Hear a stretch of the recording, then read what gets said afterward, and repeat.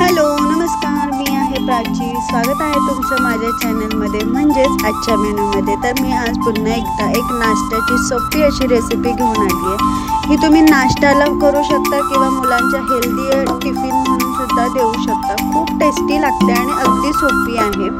तर मी त्याच्यासाठी 2 वाट्या गव्हाचं पीठ घेतलंय, एक चमचा बेसन पीठ घेतलंय, 1 चमचा रवा घेतलेला आहे। छान त्याच्यामध्ये मी चवीनुसार मीठ टाकणार आहे।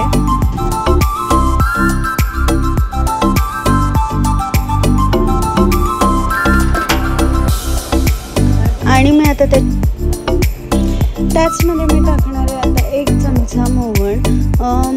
पीठ आणि मोहन सगळं छान मिक्स करून घ्यायचं आहे। मी त्याच्यामध्ये आता टाकणार आहे 1 चमचा लाल तिखट आणि 1 चमचा अर्धा चमचा हळद। लाल तिखट आणि हळद तुम्ही तुमच्या हिशोबाने क्वांटिटीनुसार कमी जास्त करू शकता। छान पीठ मिक्स करून घ्यायचे आणि जसं आपण चपात्यांना पीठ मळतो सेम त्याच पद्धतीने त्याचं पीठ मळायचं आहे। त्याच्यामध्ये मी सेम चिमूटभर इतका सोडा घातलेला आहे। सोडा ऑप्शनल आहे, नाही टाकायचा तर नका टाकू, पण त्याने छान अशा क्रिस्पी आणि खुसखुशीत असे होतात। सो मस्तपैकी मी छान असा सॉफ्ट पिठाचा गोळा बनवून घेणार आहे। इथं बघू शकता छान माझं पीठसुद्धा मळून झालं आहे। थोडासा तेलाचा हात लावून वरतून मी पुन्हा एकदा मळून घेणार आहे पीठ।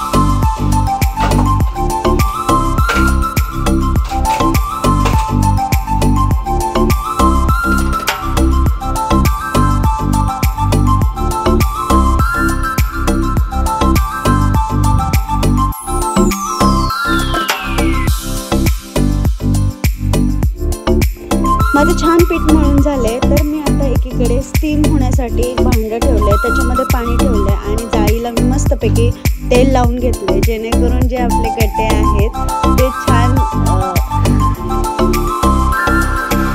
छान असं पाण्याला उकळी सुटली आहे। आपलं भांडं सुद्धा स्टीम व्हायला रेडी आहे।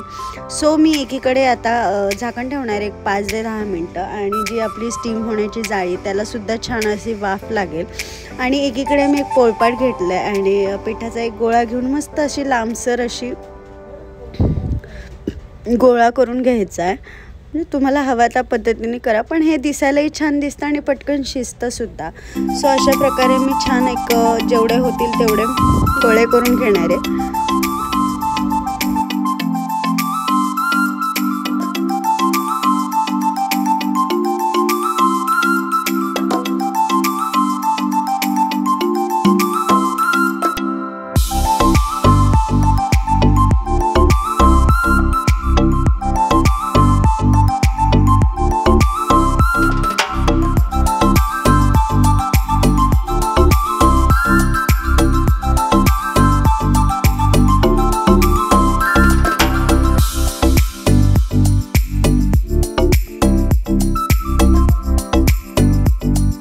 आणि ते एक करून मस्तपैकी भांड्यावरती ते ठेवून घेणार आहे आणि एक 15 ते 20 मिनटं आपण ते हाय फ्लेमवरती स्टीम करून घेणार आहे।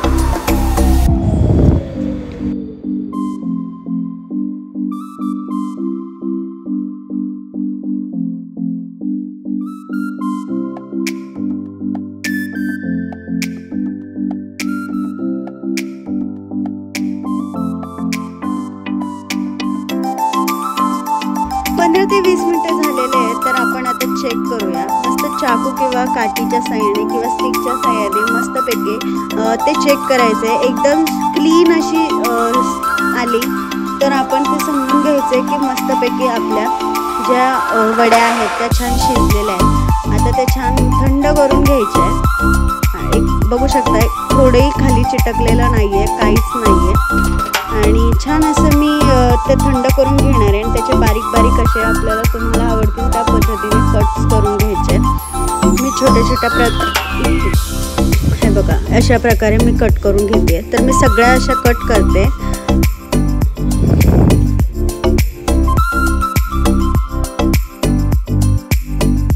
तर मस्तपैकी सगळे असे माझे कट करून झाले। तर आता आपण त्याची तडक्याची तयारी करूया।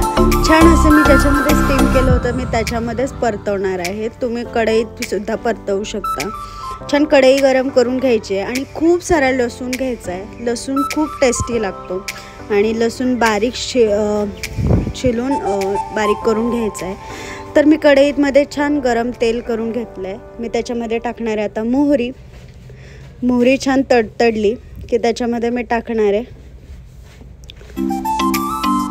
ठेचलेला लसूण छान खमंग खरपूस भाजून घ्यायचं आहे. लसणाचं छान असं स्मेल सुटूस्तपर्यंत परतून घ्यायचं आहे. आणि मी आता ह्या स्टेजला मी त्याच्यामध्ये टाकणार आहे थोडीसं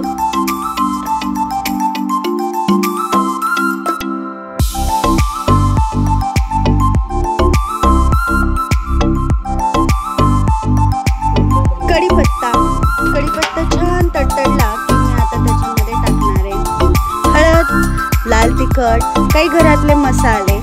छान असं टँगीचा फ्लेवर देण्यासाठी तुम्ही त्याच्यामध्ये चाट मसाला पण टाकू शकता. मस्त अशी टेस्ट लागते. आणि मी त्यातच थोडीशी कोथिंबीर टाकणार आहे. कोथिंबीर तेलात परतवलेली असली की जास्त छान लागते. आणि मी तीळसुद्धा टाकणार आहे. तीळ ऑप्शनल आहे, असले तर टाका, नसले तरीही चालेल. आणि छान मस्त परतून घ्यायचं आहे.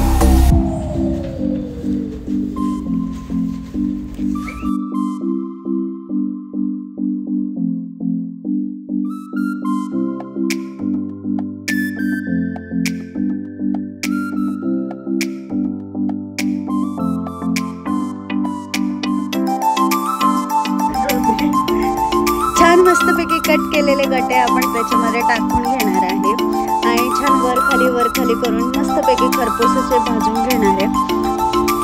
आणि खरपूस छान असे मस्त भाजून घ्यायचे.